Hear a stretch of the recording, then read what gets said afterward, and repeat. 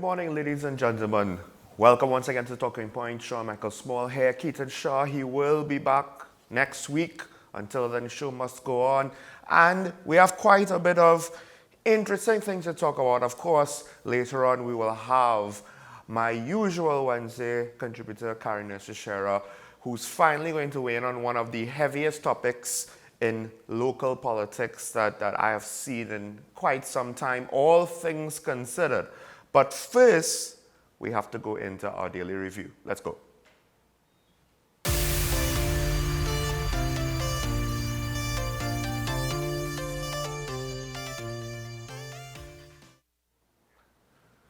And the first story that we want to hit this morning is with regards to our coastal security, our maritime border security, because it seems as though the opposition and the government got into a bit of a debate again because opposition MP Rodney Charles was questioning the Prime Minister about the seaworthiness of Coast Guard vessels. And the Prime Minister's retort was to say, well, I'm not going to talk about national security matters to reveal information.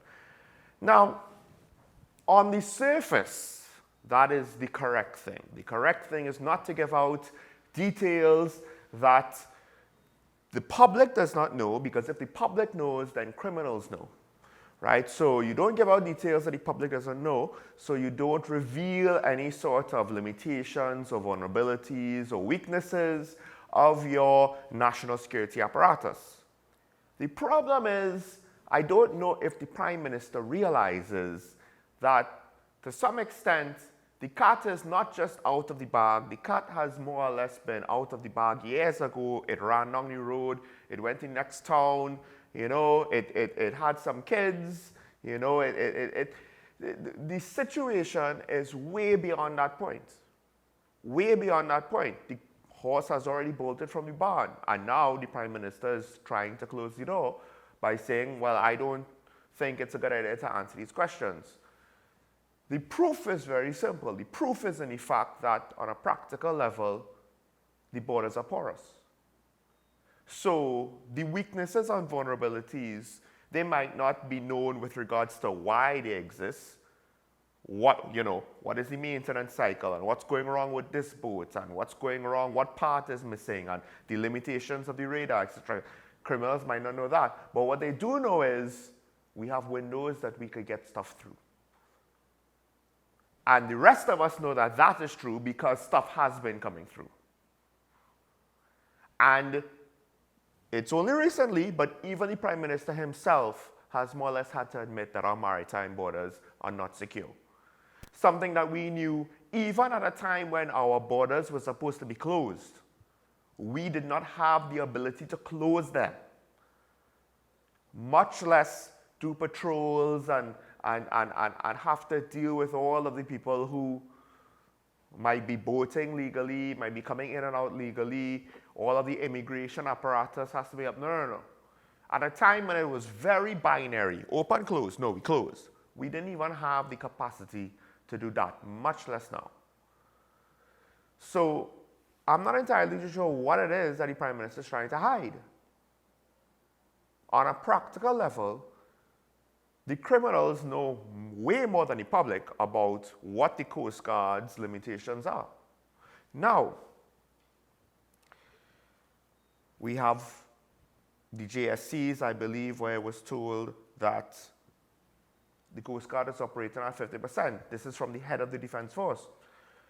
There's also an interesting tidbit reported in the Newsday, where an ex-Coast Guard Lieutenant Commander is suing the state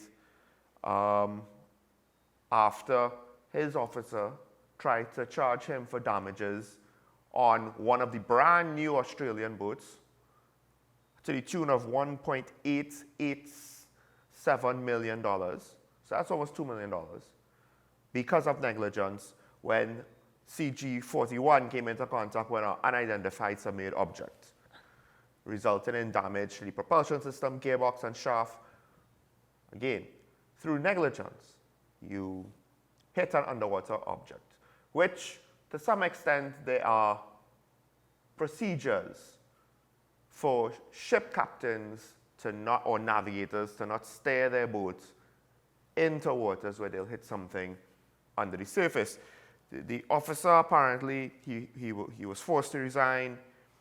He is challenging the intent to court-martial him. He is claiming that there's a known defect in the radar system when it was received. If that is his statements that were properly quoted, a radar system, as far as I'm aware, has nothing to do with regards to being able to detect things underwater. That would be sonar. Radar can't go underwater unless this is some super secret radar that does not exist that I never heard of in my life.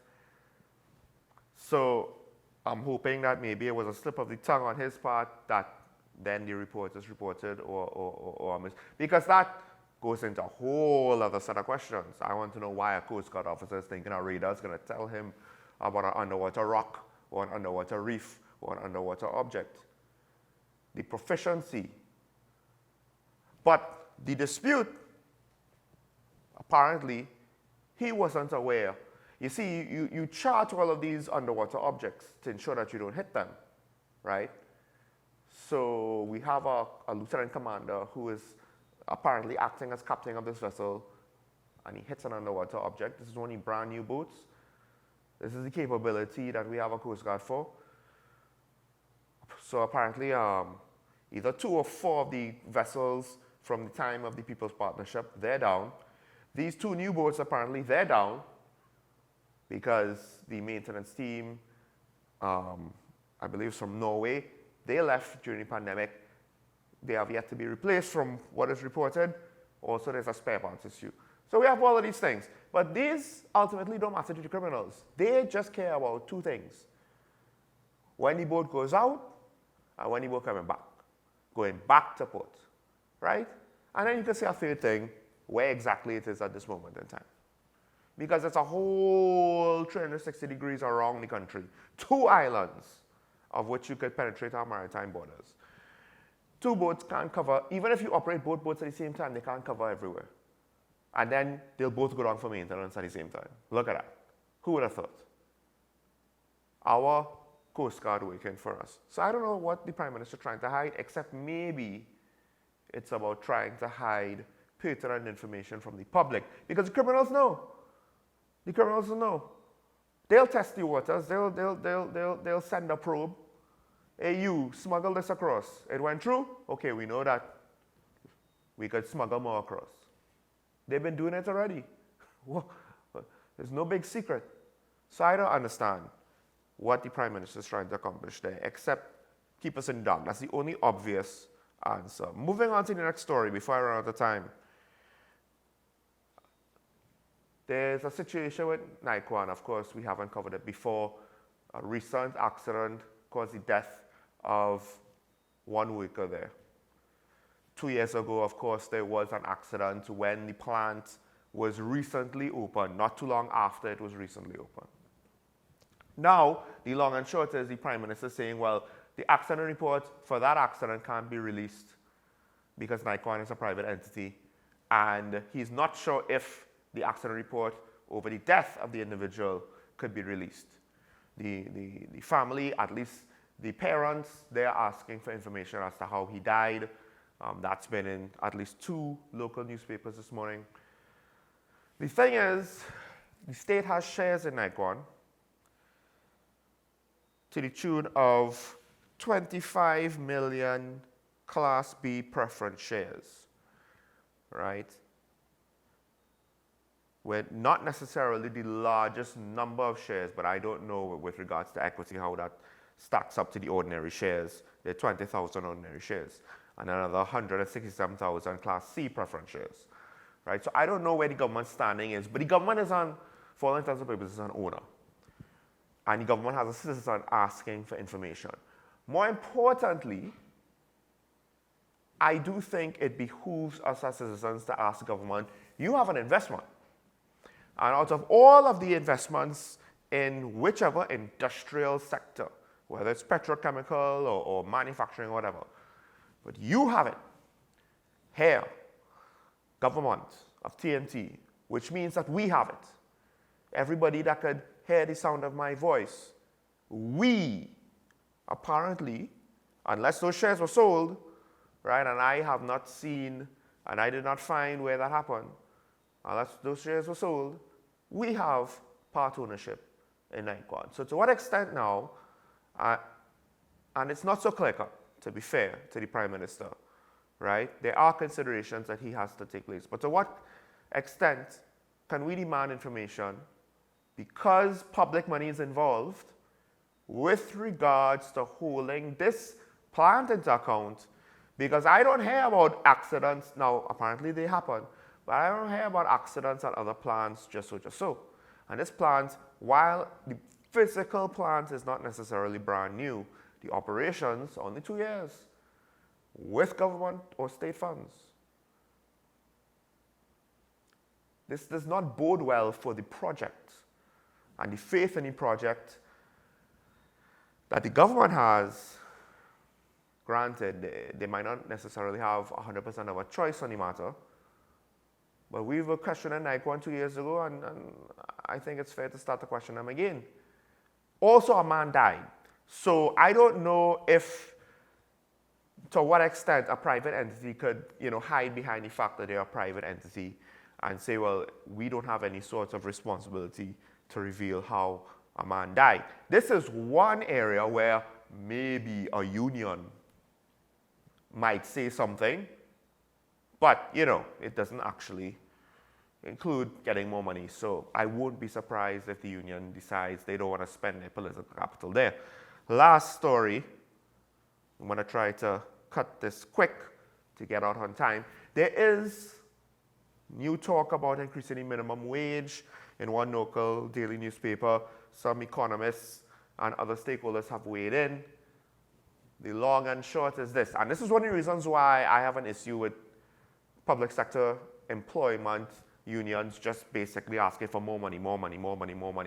The government employs so many people that if they just give everybody substantial raises that works for them, that might be more than enough to cause inflation, wiping out, a significant portion, if not the entire amount of increase in purchasing power that wage would grant. For the minimum wage raising, it's the same thing.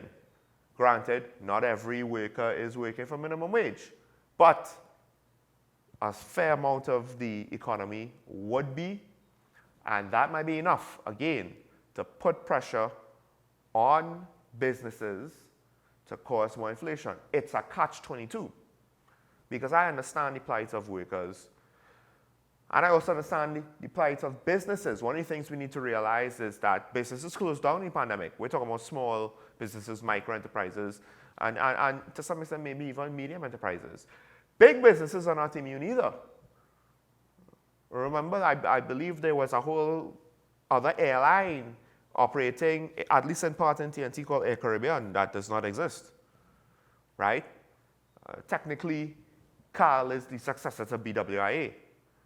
So big businesses, let's not just assume that they're not going to fail. We see the profits that the banks make and Massey makes, etc. Let's not just assume that that's a given. But more importantly, there'll be a lot of small businesses on the firing line. And I've followed this a little bit in the states where the exercises for a national minimum wage upset the apple cart because the economic balance is different from state to state. We have to consider that as well. Some people will get increased wages when you raise minimum wage, and other people might lose their job because their employer either can't keep everybody employed or can't keep anybody employed because he can't afford to keep his business operating. So it's a catch-22 because I understand the need for it and the consideration, and it should be considered and it should be explored.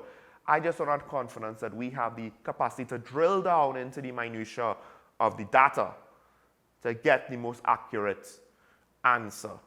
But folks, I have to end this here. When we return, I will be welcoming the former Minister of Finance, Karen Shishera, as we weigh in, hear her thoughts on what's going on in Tobago. Stay tuned, folks. Talking Point will be right back.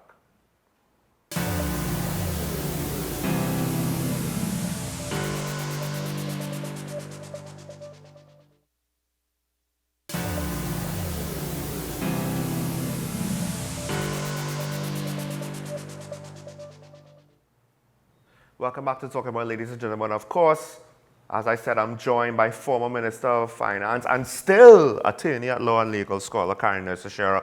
Karen, good morning. Good morning to you, Sean. I see another chair is empty. 2 weeks in a row. I hope I will see you. This is the last week. Right. So this is your last. Keaton, you heard this, huh? So you know I'm missing you, okay? So you know that means Keaton. That means you definitely have to be on the show next week Wednesday for Karen. Yes, because you sit down in the corner very quietly. People may not see it. But while myself and Sean are doing some saber rattling, as we tend to do, Keaton just sits down in the corner with a very dry Andy Warhol, not Andy Warhol, that one, you know, the guy that does all those satirical movies. I told him he's lost his real profession, which is comedy, but the Seinfeld type of comedy. Anyway, I digress. What I really wanted just well, right. So before I just want to tell the public, before we go into Tobago, the Nikon situation is something that was very, you brought it up back when the whole thing, the whole facility was launched and the Prime Minister had his glowing words to say at the opening. You saw the importance of this and you had a lot of questions then and you still have questions now. Yes, and what I did say probably might have seemed unkind, but I don't think it was unfair. I actually said on your show, is this an advertisement? Or are they talking about opening up a gas to liquid facility, talking about how $35 million of the dollars was going to be scrap metal and, you know, downplaying the value of what they did inherit, which I think was not accurate. Of course, I do have the books, but I do think that there was a certain level of downplaying in terms of the value of what Nikwan inherited to begin the gas to liquid. But quite apart from that, I do remember we still have great problems with production. It's a continuing problem for us, price and production, especially to provide necessary natural gas as a feedstock or otherwise for the downstream industry.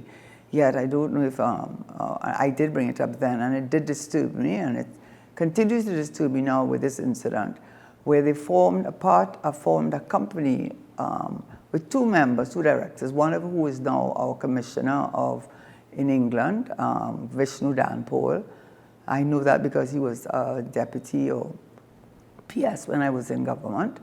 He was one of the directors, and I can't recall who the second one was, formed a company in order to transfer what the government was entitled to. Probably they didn't use it before, I don't know, the 20% gas entitlement, and transferred it to the company, and then they closed down the company. And that 20% went to Nikwan, which in itself seemed to me to be well, it didn't seem reasonable given that there were companies there many, many, many years. This was a new player that had joined the whole petrochem landscape, and it seemed to be getting this very favorable treatment, to the extent to which the government set up a company, put two directors, Vishnu Danpal and the other person, I can't remember their name, just so that they could transfer the 20%. And what happened? We had that huge explosion. And what was very troubling about that huge explosion they had, there was no account, appeared not to be any accountability. People who lived in the vicinity said, from my reports in the papers, maybe I have gotten it wrong, but certainly they felt that they were treated with a very great level of insensitivity, a lack of information, and there was no outreach to the community. And I don't know if the Prime Minister now is saying it's private, but I do recall when I said, is this an advertisement, was how the Prime Minister literally crowed. He cut the ribbon and talked about this was a new stage, a new development in the whole energy sector. And what he didn't say was what was left to be said. He was, you know, the word hyperbole, he was full of hyperbole, exaggerated speech in my view. So now that he is distancing himself now, guess what? If the family of this young man, who seems to have been, on the face of it, suffered from negligence as an employee under OSHA and under the common law, a duty of care, which an employer owes to an employee, which is non-delegable. In other words, you can't give it to someone else. It's a very strict duty of care. If that is that is in fact the case, unless the government decides, or NECWAN, let me not say the government, NECWAN decides to settle, all what is saying that is so private will become part of the proceedings in court, because that will be the evidence that will be used. So I'm not so quite sure how private it is, and it seems to me, Prime Minister, and I may be wrong, but I think I have a lot of people thinking just like I am, because of the history of NECWAN, that this is an attempt to downplay a very serious incident and maybe not protect, but certainly form a sort of some sort of, to reduce the impact of something that a man has lost his life, and there's something wrong. There's something wrong with NECWAN, and we know that there's something wrong. 2 incidents in a matter of 2 years, and I don't think, I don't know how successful they have been, but is it worth it? Is something appears to not to be on the right. So, correction, it's not that there's 20 million ordinary shares. There's 10,700,000 plus owned by NICON itself, NICON Energy, and then there's a smaller shareholder, M&J Services, that has 10,000 ordinary shares. This is, I believe, more or less. And then the government has. The government has 25. Yes, so how is the government not involved? 25 Class B preference shares. Yes, so how is the government not involved? 25 million. Yes, How is the government not involved? Because that was the whole deal. How they went about paying next to nothing for a company which the Prime Minister cut the ribbon, couldn't stop singing, waxing poetic over this company, and showing how they were able, talking about in fact, the infrastructure wasn't even, they said it was scrap iron. Yeah. Now, a lot of people might disagree that it was scrap iron. So the thing is, what about the refinery? Because our refinery, which is old and has been sitting down there unused for quite some time, you know, is the government going to say that it's scrap iron now? And not only that, NECWAN was built on the refinery, because what happened was, if you remember, there were other efforts to do the gas to liquid, because we realized we need to go green, right? So we have the famous one that they love, if you're UNC, you love to talk about, what's his name? Yeah, who passed away? Franklin Khan? No. Good friend of the Prime Minister, I have to put it that way. Martin Joseph? I don't think he was a good friend. Oh, no, sorry. I mean, not that I'm not saying he was a good. But anyway, I can't remember the name. But in any event, that's not neither here nor there. So the PNM had given it a try, and it failed because the expertise, the technical expertise that was supposed to be forthcoming never came to fruition. But it did take them to arbitration, and they won. They won in arbitration, yes. They went out, and when they countersued, that's the company, they lost again. And then I think the UNC did their turn at it, and I think with Mitsubishi or one of those big companies, and they failed also. And now we have NECWAN. So it's not that they're not trying to go renewable energy, but there's something amiss, something awry. And for the Prime Minister to try to distance the private company. You have shares in it, Mr. Man. You have plenty of shares, and it's on Petrotrin grounds. And as far as I know, Petrotrin is owned by the state, so they either tenants or leasing or something, but there's a relationship of shareholding and tenancy or something of that nature in that company. You have equity in the company, so don't distance yourself. And when you go to court, all what you say you don't want to be reduced is going to come out. So I don't understand. Now, and we say this being fair. At least I have to be fair. You haven't weighed in yet. I have to be fair because I have been. Fair? No. With regards to the Tobago situation, you are now coming up, right? Because, but I'm just saying, I have knocked the Chief Secretary for being silent on something that directly involves him for way too long. I can't now come and say, well, Prime Minister, it's fine to be silent on this. I can't. You know, we do need some amount of accountability here because, like Karen said, like I said, we have stake in this. This is not just an independent private entity that has nothing to do with us. Oh, and a man died. There's also that. But let's switch gears to Tobago. Let's start that conversation. With regards to the whole situation, because a lot has happened. So just... I want to hear your point of view because last when I spoke to you, I have a feeling we were not going to be on the same page, but so I want you to... Okay, sure. I'll let you go So to reiterate my point of view, the long and short of it is this. And my view is mirrored, so maybe it is. My view is mirrored, I think, by Varnish James and certain other stakeholders. I'm not necessarily as strong. Credibility. I'm not necessarily, I don't know if I'll use the same. Yeah. My thing is, the Chief Secretary was silent on the issue for too long, right? He did not manage the communication of the situation well. That's the first thing. The second thing is, then when he finally spoke, or he spoke 2 times. He spoke in the middle of the week to say that he intended to speak at the end of the week, and he said that they were going to be exonerated and there were security concerns. And I think the speculation of what he possibly could say to some extent came to fruition. When he finally spoke, he potentially all but admitted, well, yes, I did talk about these things, and it's difficult to try to understand why he thinks that is an excuse, because he does not do anything to explain why it's fine for him and his executive to be having active discussions or considerations on what's basically corruption. And his defense seems to be either the messenger is bad, right, or the messengers involved in illegal activity and corruption of their own, so we need to discredit the whole thing. And my point is the recording, the existence of the recording, doesn't care about Watson Duke's motives or Warner Construction motives or anybody else's motives. It is what it is.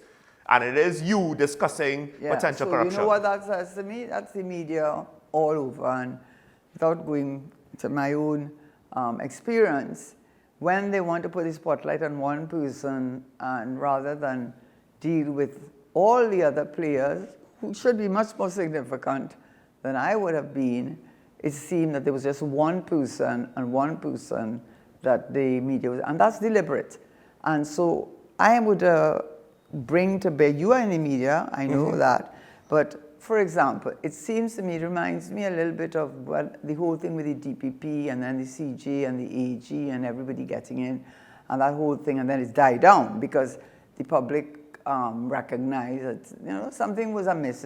Something wasn't right, whether or not there seemed to be a concerted effort to discredit him, or so it appeared to many people, and they were losing the battle of the minds and the hearts of the people.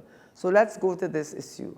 I take a little different point of view from, let me just say this. One, I do agree that his taking the length of time to address it was not a good look. From what I had read, that recording was done since March 22nd, but it was only put on blast, as they like to say, social media, in May. And he took 3 weeks after it came out to respond to it. That was not a good look. And the reason it was not a good look is because it took away authenticity to his response.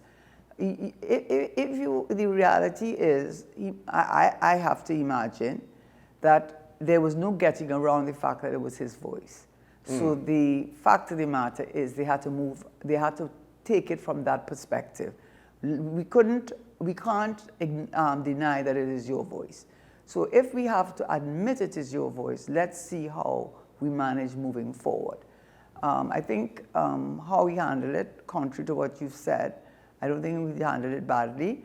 What he did handle very badly was the length of time he took to respond, which made it look very much contrived and very much lacking in. It's almost so politically weighed down by the way in which he did finally respond. And I did think that the response, Martin Joseph, who I like, I always have to be saying these things because, I'm not making enemies, but you sent me, and thanks for that, the video. I mean, Martin Joseph went, he's the... Martin George. Martin George. Why am I calling Martin Joseph? Because I mentioned Martin Joseph earlier. And Martin Joseph, God rest his soul, has left this life, this earthly life, quite a while ago. Yes. But Martin George is the something head of the Tobago. Yeah, something with business community. Business, yeah. I mean, the language that he used was extreme. I actually took little notes. He described Chief Secretary Augustine's statements as bizarre, absurd, making unspecified allegations, victimization, strong arming, rambling diatribe, opening a Pandora box of other issues, and going on to go on and on in the most, in my way, over the top. And when someone goes over the top without using moderation, as I think that Vanus James did, thought he was in moderation, it makes you feel uncomfortable. It gives you a sense of discomfort that why are you so invested in using the kind of very, very emotive language that was quite unnecessary to describe it. And I want to say, dealing with it, Dr. Vanus James did say that he had campaigned with Father Augustine and that he did support Father Augustine. He says at this point in time, he supports neither of them, but he was much more condemning.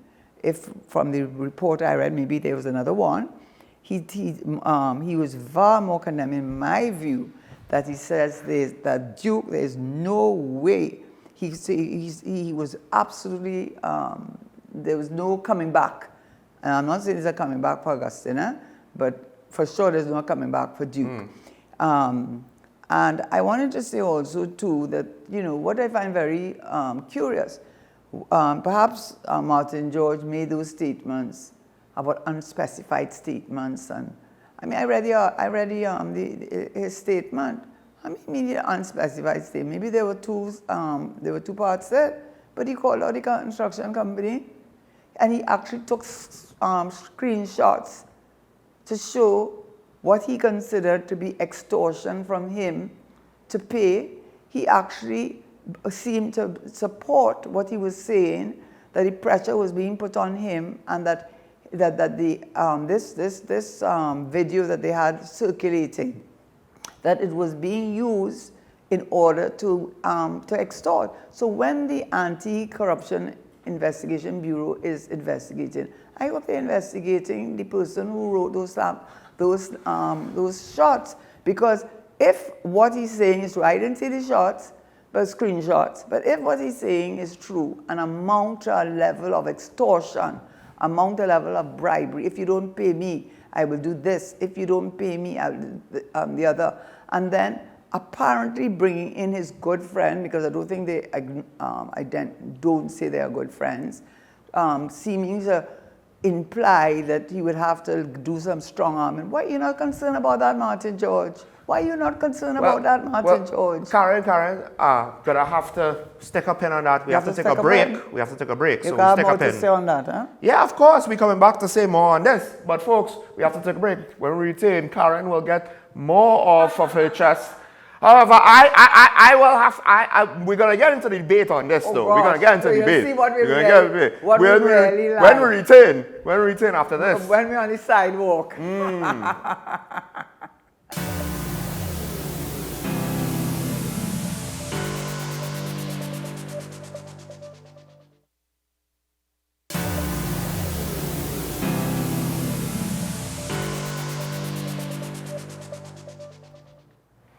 Welcome back to Talking About, ladies and gentlemen. And Karen and I, we've already started our disagreements and our debating the stuff that you see. Points of view. Right, because I think now, from my point of view, he has not extricated himself from the situation. Oh my God. So yes, there's a whole new scenario that's opened up, and that is, to me, parallel to what's going on. You are going to, first of all, the one thing, did you discuss this before today? Yes, I have. Right, so you're giving me a lot of leeway now, right? Because you had to say all what you had to say already on what, and obviously we are not on the same page, right? Okay, I did start by saying that waiting 3 weeks was not a good look. It lacked authenticity, and it looked as though they sat around a table, which politicians will do, to decide how, and get a PR people, the lawyers, whoever, how are we going to sell this? We know we can't deny that the discussion took place. So we have to deal with that reality. So let's move on from that. Now, so the biggest, it's more than a faux pas, the biggest mistake and affects Farley is taking so long to respond, because it also smacks of a level of arrogance. It also smacks of a level, I'll answer when I'm ready to answer. But it also smacks of, I need to get my ducks lined up first, but it also came across in the wrong way. It didn't help him, especially since a lot of his appeal was he seemed to be very self-effacing, very approachable, and he has really eroded a lot of that goodwill. But this is what I have to say, even about what he said.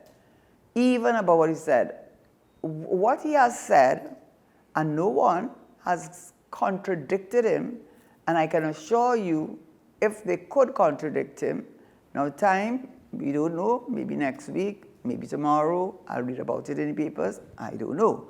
But at this point in time, no one has contradicted that they sat down there to look at strategies as how to win the election. You think they're the only ones who do that? If you want to believe that the other parties don't pass $100 and don't pass a jersey and don't pass a thing in order to get a vote, you are living in la la land and pigs do fly.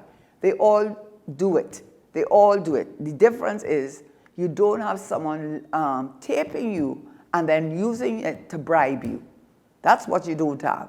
But if you want to think that they don't give you jersey and they don't give you $100 and all of them don't do it, please, the only thing is I can't give you, but we all know those stories, okay? What? So let me just say this. So if it is in the strategy meeting that came up, what is the most critical thing? It should not have come up, we agree.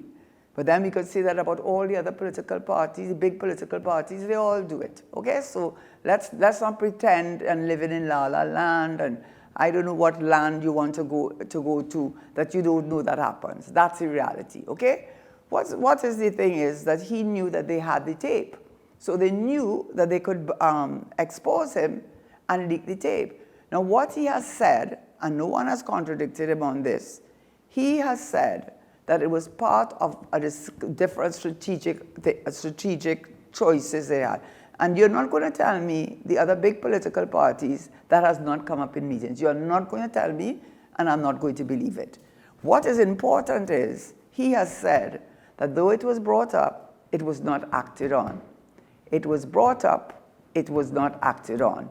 And up to now, no one has come forward to say that it has been acted on. The Prime Minister cannot tell you about Nikwan and whether we should invest, but they rush to send ACIB to investigate Farley. You need to investigate Farley, and if it is in fact true that he has all of these snapshots which speak to bribery, which speak to if you do not, I don't know what the words were, but if you do not pay me X amount of money, I am going to release this, that's a crime. That's a crime. If we were in America, you know America? If we were in America and we were having the same discussion on CNN, you know they'd be talking about the briber and the bribee. You know that's a discussion? That's a discussion. But we in Trinidad, for whatever reason, including the media, have decided that the bad boy here is Farley. Well, hold on. Now I have to answer to that. First of all... You have an answer to that? Yes, but first of all, no, but before I do that, I just want to say the recording, I believe, according to Farley himself, was made back when Duke was still in good standing with the executive. So we're talking last year. That's correct. Right? March. My question is, and I just don't understand if someone could explain to me Duke's relationship to what is a friend to the PNM political leader. But my friend, the enemy of my enemy is my friend. Learn that is simple. All right. That is simple politics. Well, then that's Duke selling himself. Well, at this point in time. Now, I understand what you're saying. Get on the pavement. I understand what you're saying, right? I knew that, yes, Farley is correct when he Talk says... about the Farley. Why you don't talk about Wait, Warren and all of them? wait. I'm speaking now. Farley is correct when he says So other people... You see how he's roughed me up? Other people, Right. other parties do it. My thing is this. It is unfortunate. Don't get caught. Don't get caught. Right, because we cannot ignore it now that he has gotten caught. If the UNC, if the UNC or the PNM got caught in a similar manner, I would be saying the same thing.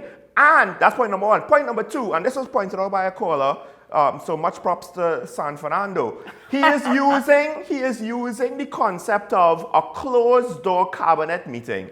Cabinet meetings, because he used the cabinet as an example. Cabinet meetings is supposed to be government business. This is not government business, this is re-election. Right. Yes, I know that other parties probably do it too. But again, he got caught with his hand in the cookie jar. No, he did not. You know why? Guess why?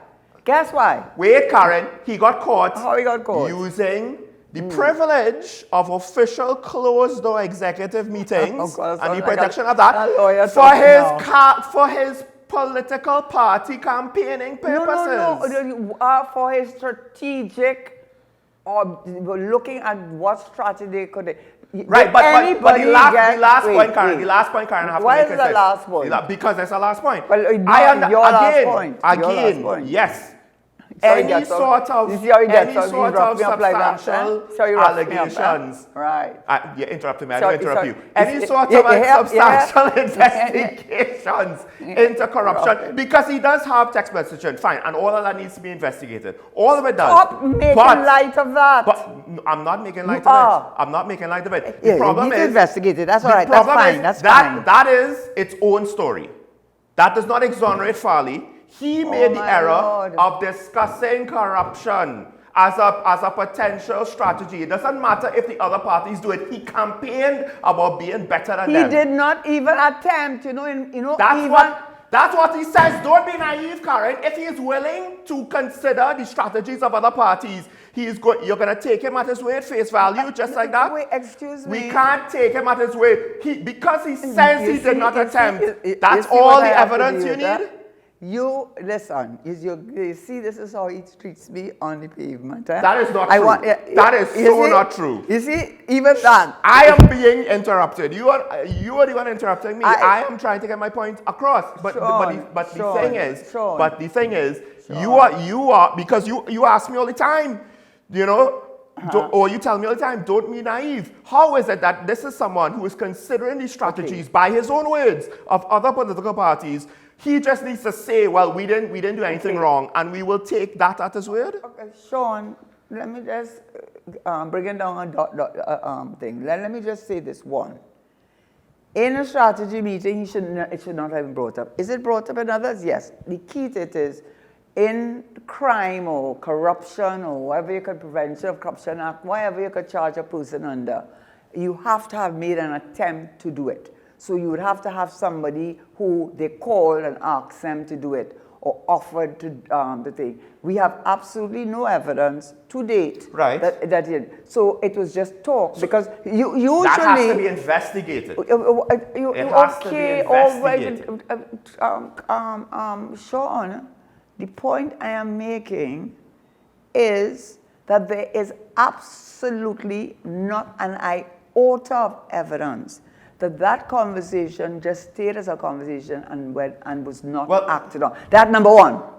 Number two, though, is, if what he's saying is true, the reason why this came out in the media, why you don't concern about that? Why it is they hold it back to use against him? Why?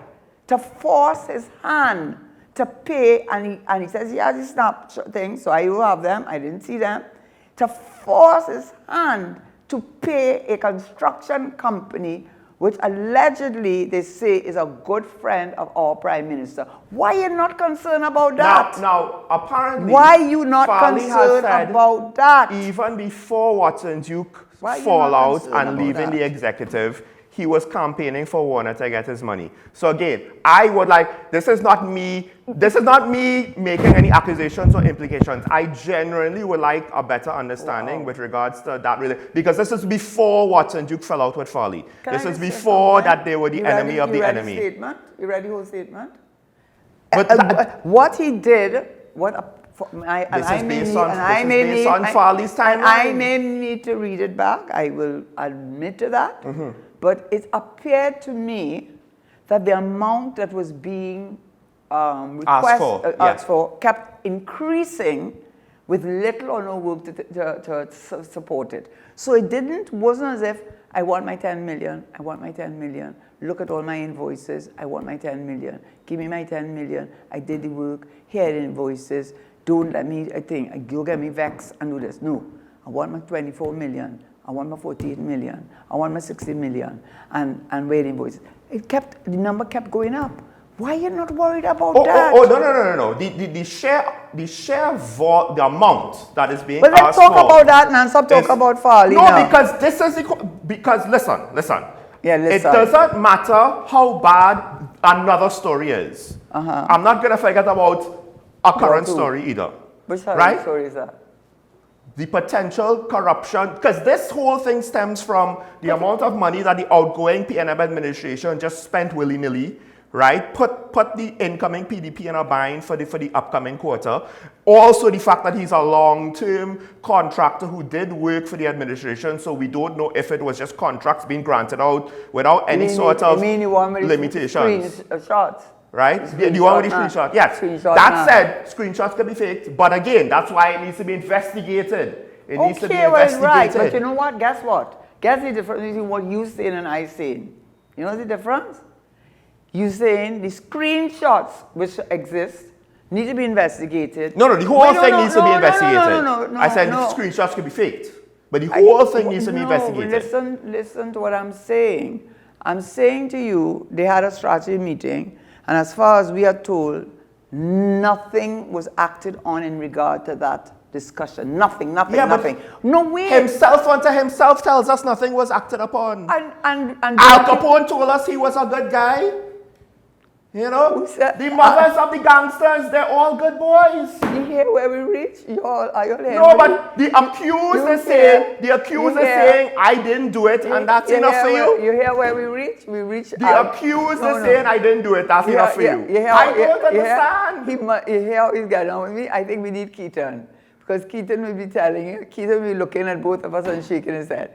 You hear where you reach? He reached back to the 1920s in America and Al Capone. That's right. That was the first thing that came to mind. That's 9 o'clock. Folks, 9 o'clock. Right, we have to take a break for news. When we come back, we'll probably be continuing this and maybe open up the phone lines. No, we will open up the phone lines, but we'll be continuing this as well. I want to open the phone lines. Open up the phone lines. No, because you're getting me tired with the screenshots and you have no proof.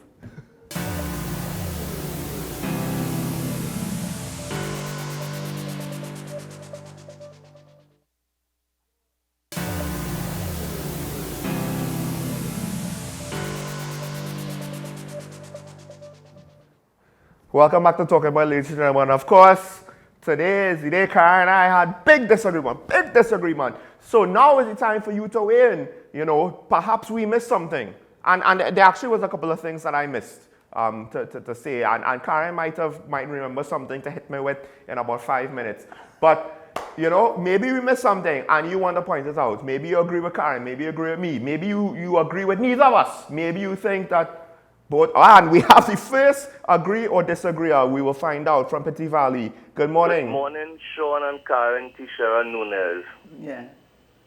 I want to be respectful to you this morning, Karen. Today is one of your poorest mornings in your defense all right. for Mr. Farley Augustine.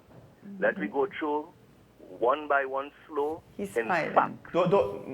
I'm thinking. Fact. Don't be too slow though, caller. Dealing in fact. Caller, you can't be slow. You have to be succinct and efficient. Go. Mr. Augustine was caught in facts with his own statement, saying the statement was his conspiring to take money from the government to spread propaganda.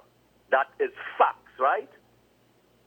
You are trying to defend him and saying he didn't go through with it. How you know he didn't go through it, number one? And number two, you are trying to defend him and saying what he's bringing up about the money to pay the contractor and the car gets scratched and people blackmailing him. How you know that? We ever see a receipt by Mr. Augustin where he went by the police and report that? He never reported it. We don't know.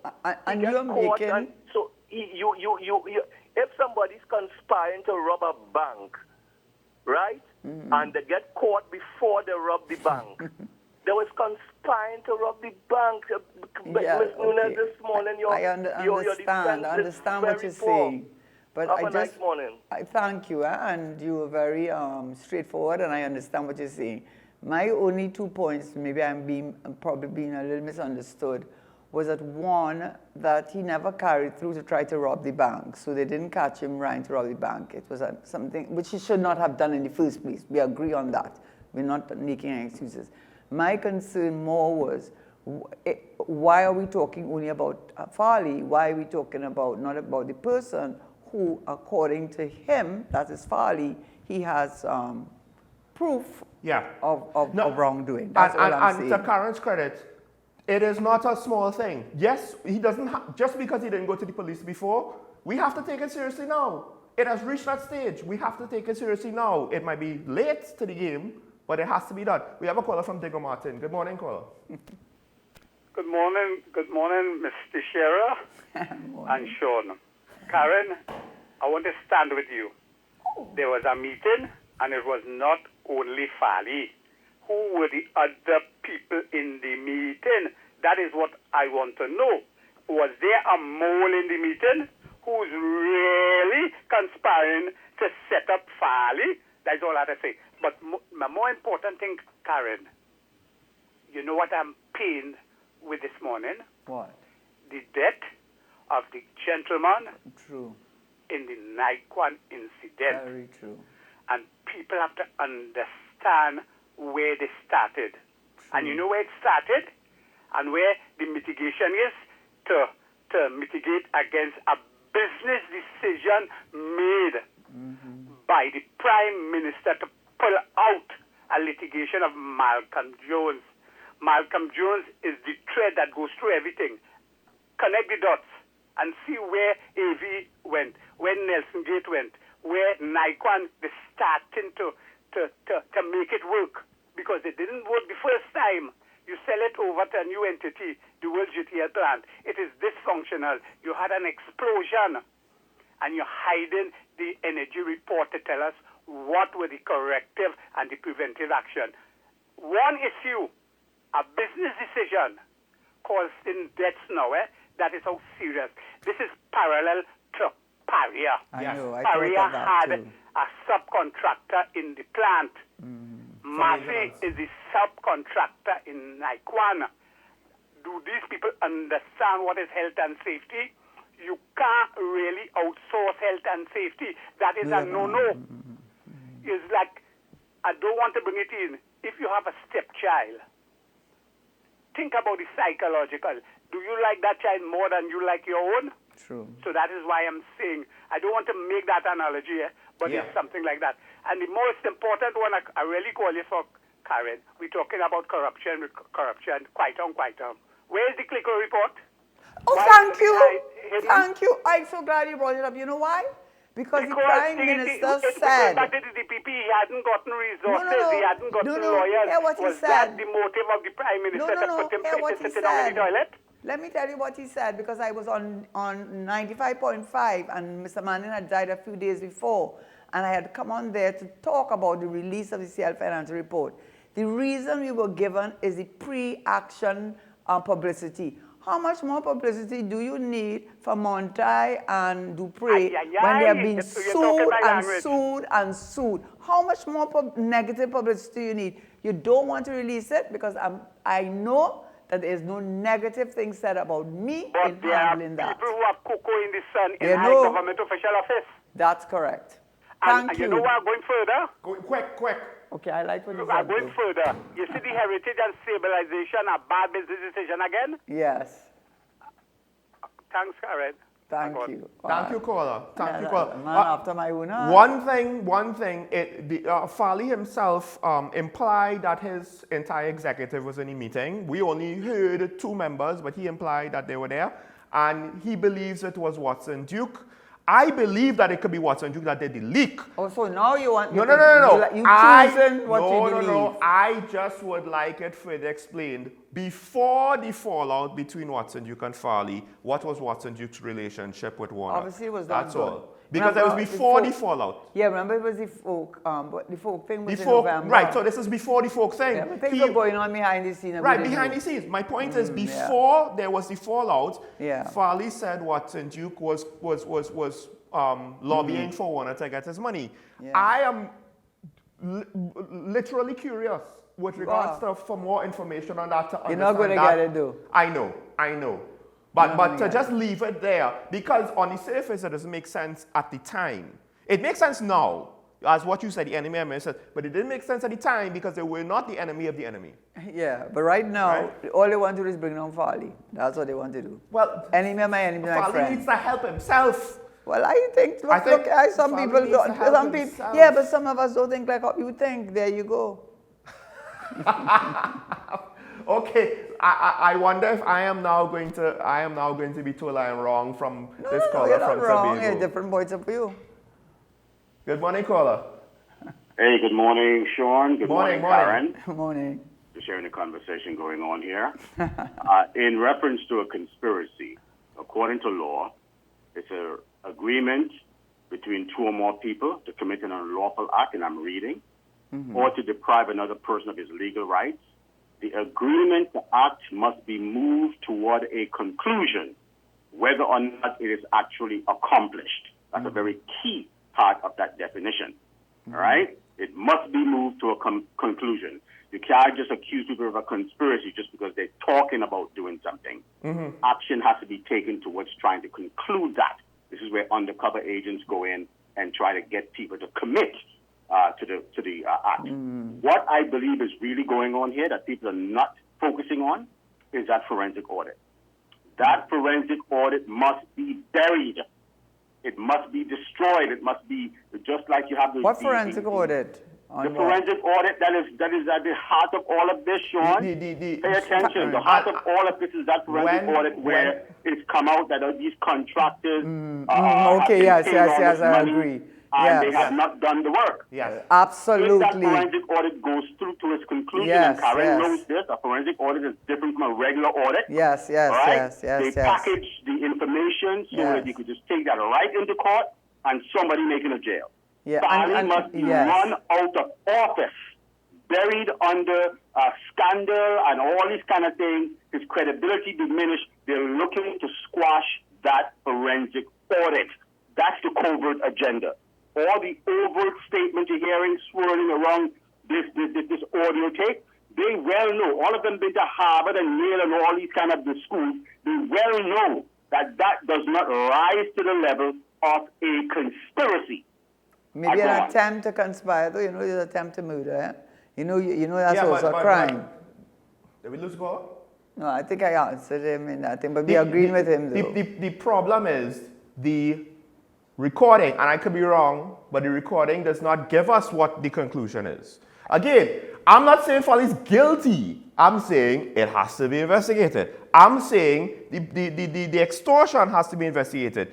The audit, the problem with the audit is this. For better or worse, the incidents that the executive have been involved in publicly that involves the audit, they have not handled it well. So they're not helping themselves. You mean they handle it how they want to handle it? You go ahead and think they handle it well. They haven't handled it well. Okay, that's your... There's somebody from San Fernando. Yeah, we'll call it from San Fernando. You have to come in cabinet and then understand, you know. You giving Farley way too much leeway, and you are giving the allegations about bribery you're playing it down too much. Because it's a separate issue. Okay. Let the person have somebody from San Fernando. San Fernando, good morning. San Sorry. Fernando. Good morning. Good morning. Good morning. Sean and Karen. As P.D. Raleigh said with respect, Karen, you sounded like Crowley's defense attorney this morning, eh? Somebody have to defend the man, you know. Let me also say that your reference the text messages, right? The screenshots. Those screenshots, and you said you did not see them. No. those screenshots were made available on the screen when Farley gave that press conference. I looked at that press conference, Okay. and I looked at those screenshots because that whole recording was online. Mm-hmm. They put it up online, so you could freeze it on your television and look at it. Mm-hmm. There is no and he said those screenshots was between allegedly between one of those Warner people and somebody else, and he got it. There was nothing inside those screenshots that spoke to that was the case. So that is still that information. The fact that Farley was caught on tape conspiring, because when ASP Ali was on the channel, I asked him if it is that is there a charge called conspiracy to commit, and he said yes. And Farley came and brought conjecture, and some people want to go down a rabbit hole because of that, and not focusing on what was the issue. The issue was there was conspiracy to try and commit using state funds to commit an offense, and that's the issue. And whether or not let the Warner thing work itself out, because that all that Farley said. If it is that you have all that evidence, how come you have not gone to the police on it? The first time you come out with it is in this press conference. Come on, man. That is a farce, as far as I'm concerned, until, just as you say, Karen, evidence, and there is no evidence apart from what Farley had to say.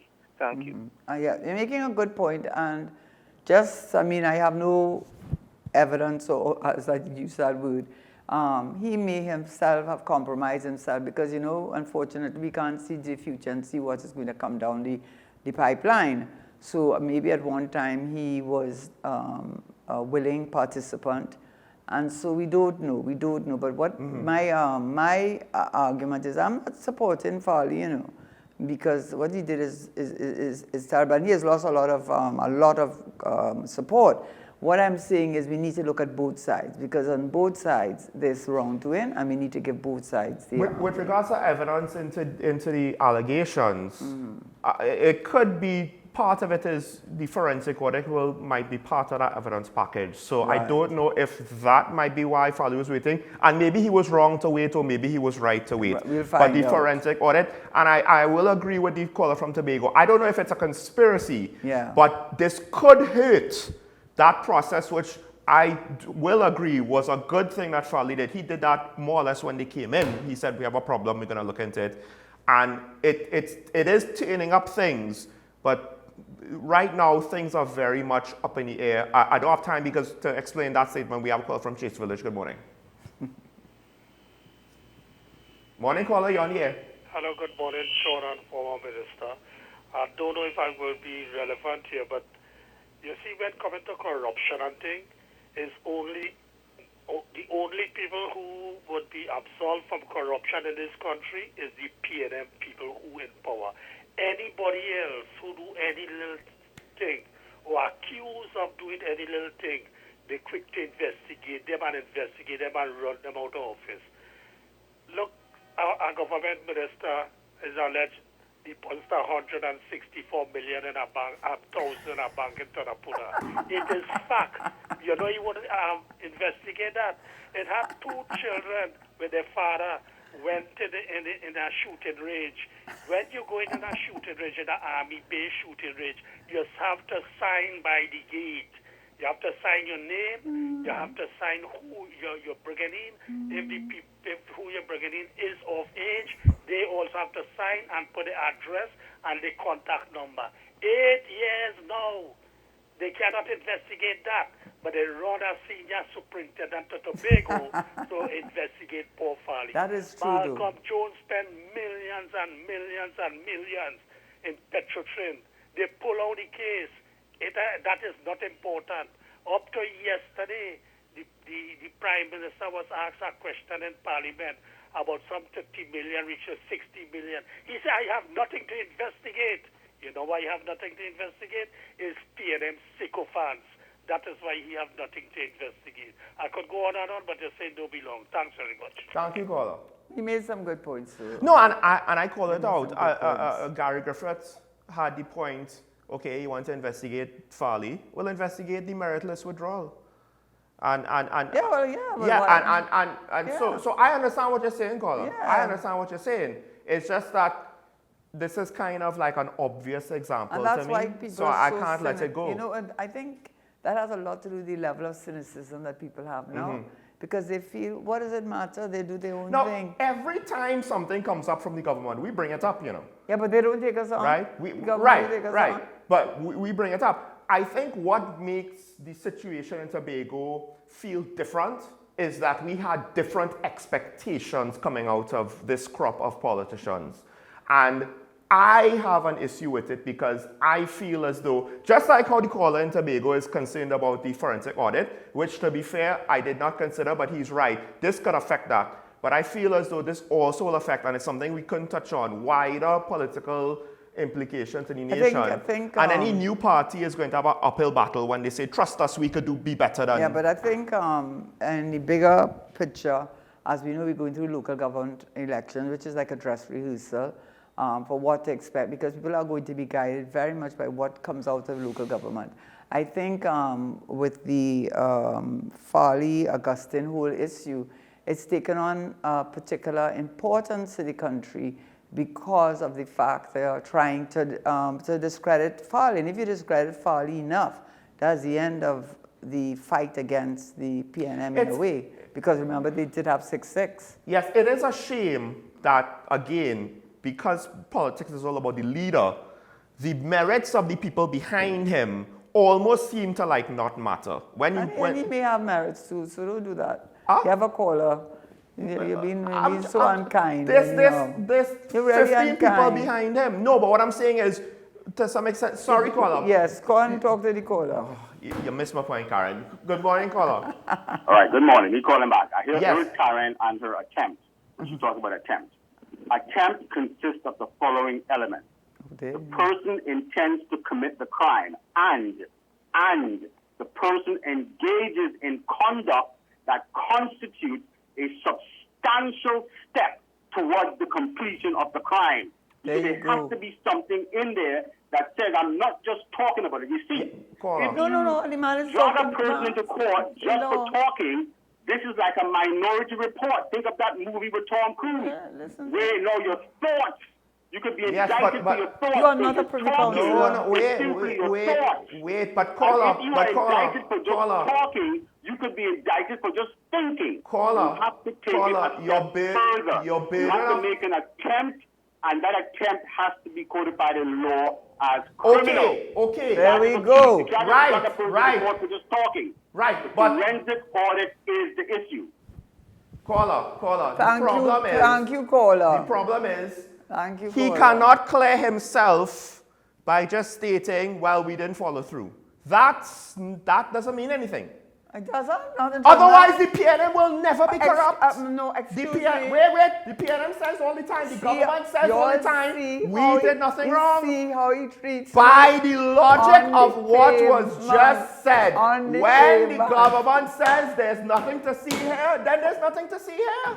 So let me just say now. So how is it that the standards are raising different? his voice at me? My standards are equal. I want you all to send me, Berkey, I want you to send me this tape, eh? Claxton be on the line. Last caller. we going down to the wire. Good morning. Morning, Sean. Morning to the good lady here. About the border. Have anyone all here been to Ikakas Point to Cedars Point? You where? No, I haven't. I Ikakas don't Point think to so. Cedars Point and see how these... I'm from deep south, you know. I grew up in Point Fortin, you know. I went to Carcass many times and Lucy Rose and when the Ibrahim. influx of the Venezuelans? Spanish coming in. You will take about 20-25 minutes to meet the mainland from Right. Ikakas Point. Right. Right? And we do have patrolling these borders to bring in, and illegal things is coming in. Exactly. Right, Bloomberg did an because- article on that. Who is securing the border? I heard the Prime Minister, two of the patrol boats are working. How much we have parked up? Nobody. So servicing them or what support. No, he doesn't want to speak about them. And wait, Right, no, he wants to mentioned talk about about it as well. one of the the patrol time. boat is been in The, out of service in Yeah, certain But let me things just say this happening, to support what you're saying. The Express newspaper did an article, you know, the opinion thing, and they said a lot of the drugs, the cocaine, yes, are coming through Shagaramas and coming through from the yachties, and they're coming on the big yachts and then taking them from the big yachts and putting them on the small yacht. Yeah, there's little or no, and yet down there you have Tetron Bay, you have the Army, you have all these security arms there. And this is, and the Express actually called Shagaramas. They actually spoke about the yachties and saying there they want to bring in cocaine. And they're saying, yet you have all these arms and nothing being done. Sorry, so you got your sorry, answer. look, the Prime Minister won't talk about it, but the criminals know. He is not hiding any pertinent information. The criminals know when they can bring in stuff. They know. The only people who don't know is us. We don't know how bad it is. don't know. The public, the general We public. kind of know, we but kind of know, but we don't know for sure. You know what we don't have? So You know what we don't have? Evidence. we don't, wow. Well, no, the evidence is in the fact that we know stuff is coming through. Them 4 AK-47s, right? They didn't, Okay. right? So we know stuff is coming through, right? We have that at least, so we know for sure that the border, and the fact that he himself recently this year had to admit that the borders are porous, despite whatever the Minister of National Security wants to say. So I don't know what they're trying to hide at this You know what point. happened? Interpol and them must have I don't know what they're trying to hide at this point. Interpol must have Right? taken a turn in All there. I know is that we're going to be tier 3 just now on the human trafficking list. Right? Okay, we have to go now though, huh? I know we have to go now. So we're wrapping And up the did show. Did you shout at me enough for the morning? You were interrupting me, Karen. You were interrupting me. Yeah. You all, Berkey, everybody, the listeners, you see, this is what he does. No, he doesn't do this often, honestly. We have a very, very, very, very good relationship. We do, we really do. I love him dearly. But I will say on occasion, we do have some very animated discussions. We're passionate. Yeah. But again, my whole thing is I am equal opportunity. I'm using my same standard applying across the board. Okay. I'm not taking. It's 9:30. I ain't taking his word for it when he say he didn't do something. Keaton not here, it's 9:30. All right. So, folks, that's all we have for the show today. I want to thank all the callers. It was great discussion. All the willingness to engage. Tobago, San Fernando, Pitti Valley, Claxton. I'm going to forget some callers. I think we had Chase Village. I think Chase Village might have been a new caller. Thank you, caller. I want to thank my counterpart for this morning, my debate opponent, right? And you know what? To be fair to, I will close the show with this. To be fair to her, she is right in that the press is probably not giving No, they're not. the extortion allegations enough play, and that is part of an ongoing story that probably has not gotten enough play from since the very beginning of this administration. And just because I am looking at Farley and second guessing him does not mean it works both ways. That story now does not all of a sudden become less important or less credible. It needs to be looked into because they have wide-reaching implications on that. It's 9:31. If the timekeepers tell me we have to go, have a good day, folks. We will see you tomorrow morning. Goodbye.